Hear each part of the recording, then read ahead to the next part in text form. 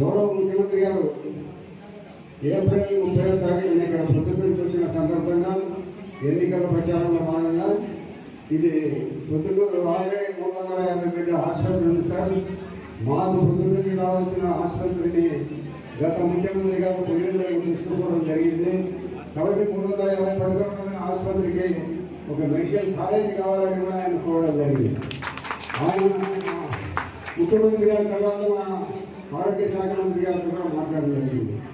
ప్రభుత్వం గతంలో ఇచ్చిన కేంద్ర ప్రభుత్వం మా అంశమన్నా గతంలో నిలబడిన ప్రభుత్వంలో ఏదో మనం శాంక్షన్ ఇస్తే చాలు ఆసుపత్రి అయిపోతుంది, నిర్మాణం అయిపోతుంది అనే ఉద్దేశంతో చాలా చోట్ల ఆసుపత్రులు శాంక్షన్ చేయడం జరిగింది. ఆ మెడికల్ కాలేజీకి శాంక్షన్ చేయడం జరిగింది. ఆ మెడికల్ కాలేజీలోనే ఫుల్ ప్లేట్లో డబ్బులు ఇచ్చి అవన్నీ కూడా పూర్తిగా